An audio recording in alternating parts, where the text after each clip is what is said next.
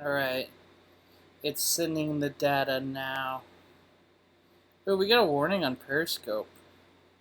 Hey, we're live on Facebook. Yay, everybody. Yeah. We're live on Mixer, Smashcast, the VK. It's sending data to Twitch and YouTube right now, which means we're live. Hello, everybody. Hello. I'm your host, Andrew Anderson. This is Talking Knox, and down below me is Ron McCain, the artist on the Knox and co-creator. Glad to be here. Glad to have you. So, you've been pretty busy setting up the inking and stuff like that. How's that going? It's going. It's progressing. Not as fast as I want to, but I do have a deadline that I've put for myself that everything that was penciled is going to be inked by the end of this month. And if I can beat that deadline, I'd love to.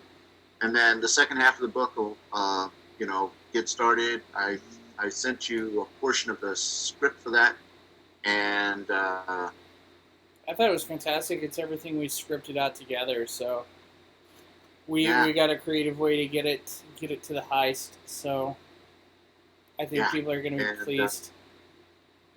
Post heist, which you haven't seen yet, I'm going to have that typed up this week. Okay. Post heist, you're going to pee your pants. Yeah. That's where it switches gears from like a Tarantino flick to like a Francis Ford Coppola flick.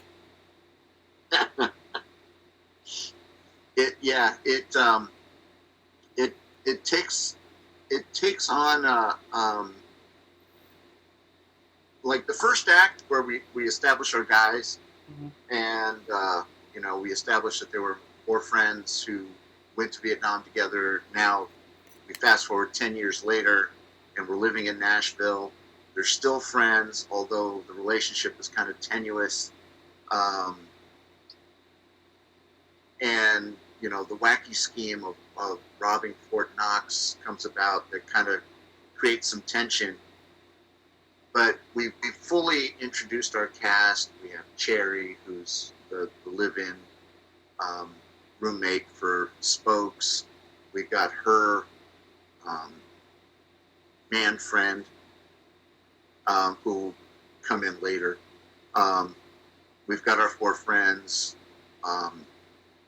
We're about to establish Charlene, who is Lance's wife, and the tension explodes, and the culmination of that tension ends up in Lance hit.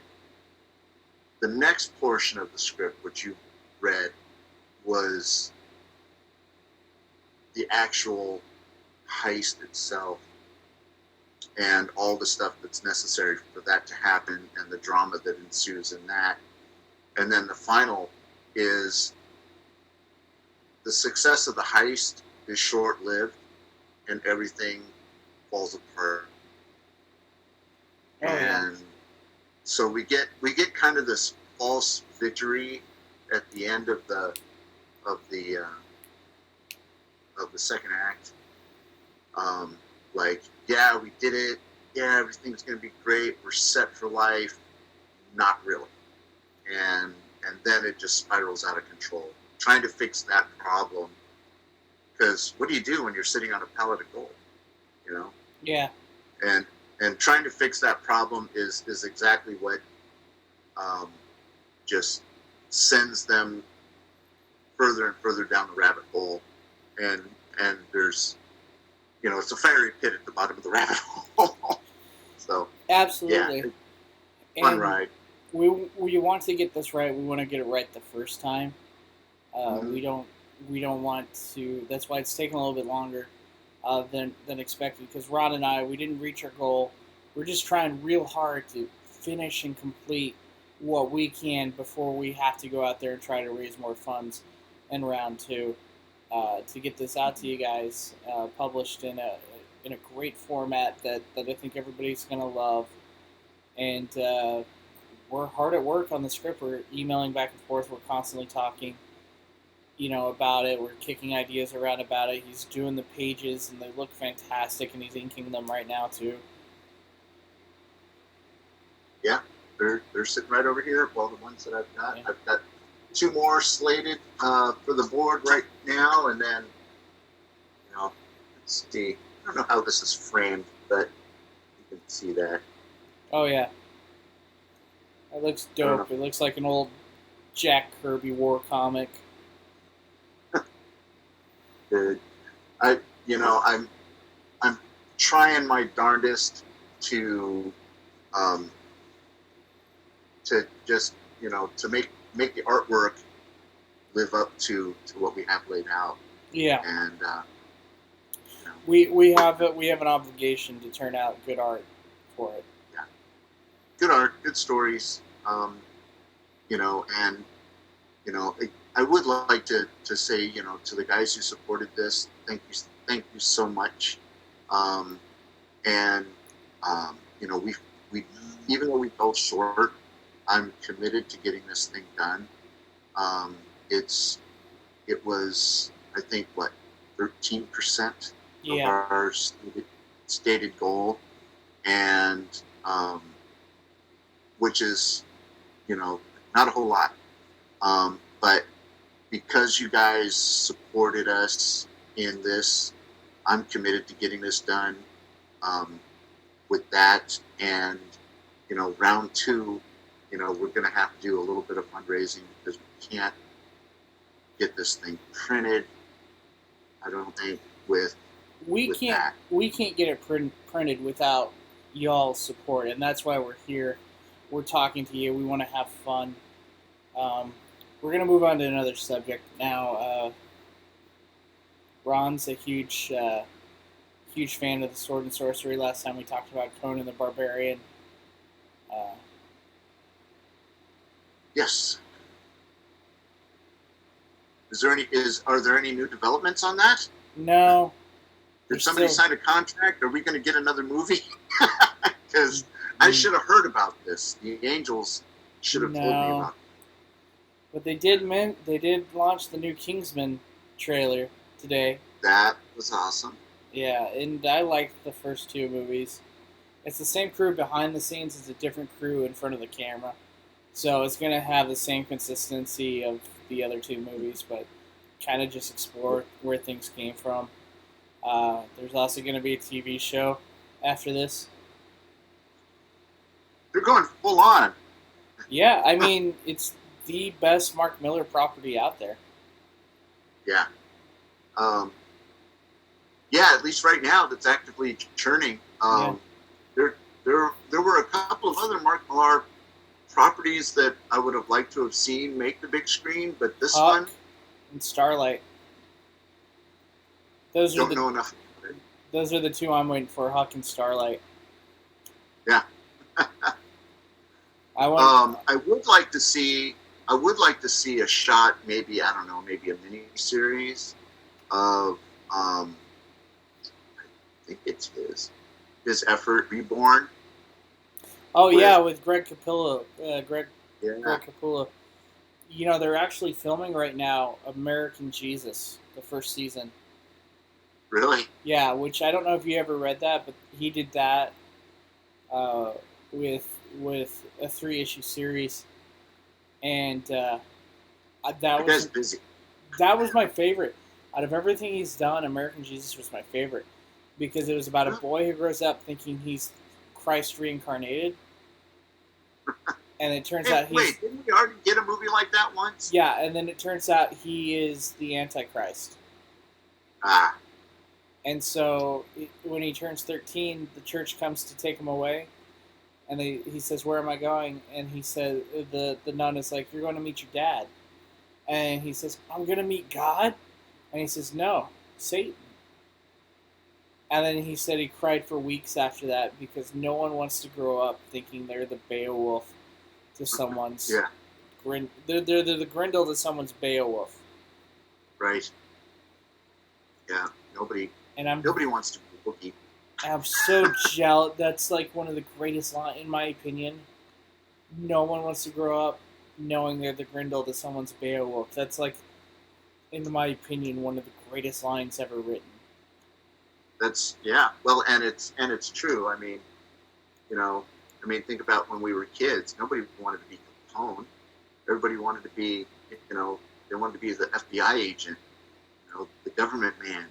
Yeah. That's the night Well, Chicago died. we may have had that one kid in the neighborhood that wanted to be Capone. I don't know, maybe, but yeah, nobody wants to be the bad guy. Yeah, and it's so good. I was waiting for him to write the sequel, but he said, "Oh no, the sequel's just going to be on TV. Don't worry about it. The first season will follow the comic, and then the sequel. What I planned for the sequel, that'll be seasons 2 and 3." I was like, That's great. "That's lame. I want to read it." He's too busy making the Magic Order. He's too busy making, you know, the other stuff that's going to be on Netflix. Now, isn't he doing Magic Order with Olivier? Yeah. Yep. That stuff. I've seen some of the character designs and some of the artwork for that on Instagram. That's an insane. And it's an insane book. that thing looks gorgeous. Yeah, it's like Well, Harry. he's got the right guy for it. Yeah, it's like Harry Potter on crack. Yeah. Harry And- Potter for grown-ups. Yeah, and it's insane. Like people are in there. They're not only like killing people with like magic spells, but they're like stabbing people through the eyes with their wands and stuff. Wow. And it's insane. Harry would never do that. And I mean, he's say what you can hate him if you want. Mark Miller is a genius when it comes to storytelling. Yeah. I haven't found any reason not to like his work. I mean, he's one of the stalwart creators that are out there, and I'm, everything that I've read of his. Obviously, the guy writes damn much. I can't keep up with all the stuff, but ever since he burst on the scene, I was like, oh, this guy's the it guy. Yeah, the Marvel Cinematic Universe is based off his work. Yeah, yeah, and we're probably I don't like to make these comparisons because I think they're weak, but and there's everybody is their own guy. Mm-hmm. So how comics have followed the Frank Miller, Alan Moore approach to doing stuff, and how 25 years later, 30 years later, DC and Marvel are still doing Miller or Moore. Yeah. In 25 or 30 years, people are still going to be doing Mark Millar. They're still going to be trying to figure out how he did what he did. I've read interviews with him, and I don't know if you've noticed, but that's why the Knox flows a certain way. Mm-hmm. That's why Gears and Bones flowed a certain way. Because I learned from him by reading his stuff. Yeah. And I imitated him. Him and Brian Bendis were like my two biggest influences. And then Bendis is too wordy.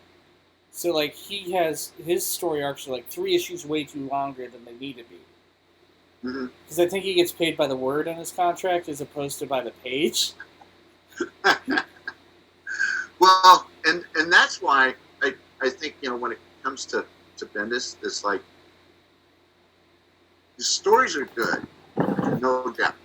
The only problem is if I wanted to read that much or get that much dialogue, I'd watch a show and just let him go. Well, that's why I think he'd be a great television writer. Well, he was. He is a great television writer. He wrote Powers. I didn't like it. You didn't like it? Because it was trying too hard to be the comic. Oh, the TV show? I love the comic so much that I felt the portrayal of the characters in the show were trying so hard to emulate what was down on paper that it fell short. They should have just let these guys act in front of the camera and just let the medium assist in the storytelling, and I don't think they let that happen. Yeah. But yeah, no, I got to say, Bendis, Powers got all the trades, got the entire story, and that thing. And if you ever get a chance, if you ever find a copy of the Powers script book, I actually own it. Yeah, it's a good thing to have. It's a good thing to learn from. Yeah, that was so insane. Like when Walker is literally as old as time. Yeah. That was like one of the greatest twists in that book, was when you find out that he started out as a caveman, and he's lived so long that he's forgotten that he started out that way. And that he's been fighting, who was it? Eddie Izzard played him in the thing. Wolf. Right. Yeah. Wolf and him are the oldest superheroes. Yeah. And that's just a great idea. That's just, and it kind of harkens back to, what they tried to do with Hancock. That, was decent but fell short. I thought. Yeah. But it fit all of the things that you needed to have in there. Well, they. I don't know. I did want a sequel. I don't know if you saw Glass. I haven't seen it yet. It keeps popping up, and I'm like, I need to watch that. They do the same thing in Glass. Okay. But it's not like Bruce Willis is ancient or anything like that. It's literally superheroes have been around since the beginning of time. Right. So, from what I understand, this was, everybody had a lot of, they knocked M. Night Shyamalan so much. Yeah.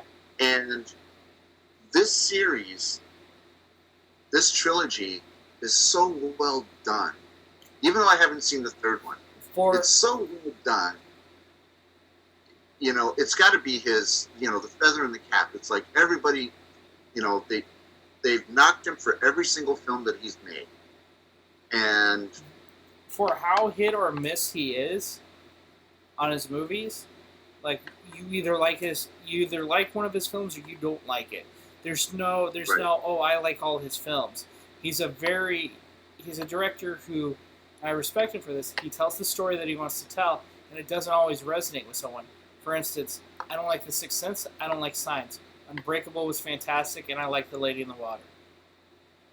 Yeah. See, and I've pretty much liked everything that he's done to different degrees. Yeah. I think his worst movie was The Happening. Is one of the biggest criticisms that I've had of his is most of his films you can only watch once, because once you have the gimme, that's it. Yeah. There's no surprise. All of his films truly rely on the gotcha, with the exception of Unbreakable, Glass, and Split. Which is why which is why you can watch them over and over again. Yeah, and they do have those gotcha moments in them. Yeah, but the gotcha isn't like in Signs, the gotcha is, I'm dead. Okay, well now that you have that, there's no surprise. You can't go back and say, "Gosh, I wonder if he's dead." Yeah. What's the gotcha? You know the gotcha. You already saw it. Yeah. So when you see spoilers. Signs, spoilers if you haven't seen The Sixth Sense. Yeah, if you haven't seen The Sixth Sense, leave now, because I don't want to talk to you. But it's a good movie, but it's the kind of film you can only watch once, because once you've seen it, the surprise is done. There's no reason to stick around. Yeah. Signs. Signs was. I think you watched that more than once. Yeah, that was when the water everywhere was around the house that killed the aliens, just like the Yeah, germs in War of the Worlds. yeah, Um, but Glass was fantastic. Like I was saying, for as hit or miss as he is, that's very rare that you can say an entire trilogy made by the same director is good. There's always a yeah, movie that sucks more than the other in the trilogy, with the exception of like the Dollars trilogy and the original Star Wars trilogy, and yeah. maybe the Once Upon a Time trilogy that was done, or the duology that he did. Mhm. Like, it's very rare to say every single movie in this trilogy is good. Yeah. So, I mean, you can't, and I can't even say that about the original Star Wars trilogy because you know, right, I was using that as an example. Some people do hold it in that high regard. Like, even the right? original Indiana Jones, the first 3 films in that series, that original Yeah, trilogy, all those films were great. yeah, So I mean, it's very rare that you have that consistency across the board, and the fact that it took him 20 years to tell the complete story all the way through and figure it out yeah, just makes me respect him even more, because he didn't want to put out a subpar product. If you look at all his movies, they're not subpar. They just appeal to yeah, different people. You either like it or you didn't. yeah. I mean, I love because he's a really he thinks about what he's doing. I love the color psychology of each film. Yeah, Um, where he's applied, different colors to each of the characters. That takes a lot of forethought. yeah, That takes a lot of planning. That takes a lot of things. Not just the color palette, but reason behind the color palette. yeah. Um, when you're talking about, um, and he's a real Hitchcockian, Hmm. which I love because Hitch is my favorite director. I love Yeah. Spielberg, but I love Hitchcock even more. You know what my favorite Hitchcock film is? But North by Northwest. excellent, crazy as it sounds, and there's not a lot of the visual cues that you see later in his career. My favorite Hitchcock film is The 39 Steps. That's a good I one. love that thing. I can watch it, and I love Rope, and I love Rear Window, and I love The Wrong Man, and The Man Who Knew Too Much. I love them all. Fantastic performances by Stewart, Fonda, and all of those guys, and the way the camera moves in all of his later films is so purposeful. Yeah. But for some reason, I could sit here back to back watch the 39 Steps over and over again. Yeah. I definitely. Yeah. I know what you mean. Well, It's a simple. It's a really simple kind of a whodunit kind of a thing, and it works so well. And I think it's been redone by different people like 4 or 5 times, and I've seen 2 of them, and they just don't work for me. yeah. Hitch's original 39 Steps works for me every single time. Yep. Well, Ron, it's getting to that time. I got to say goodnight because I got to get up early. Thank you to all the viewers who tuned in. Peace out, guys. All Ron, do right, you have take anything care, to say? man.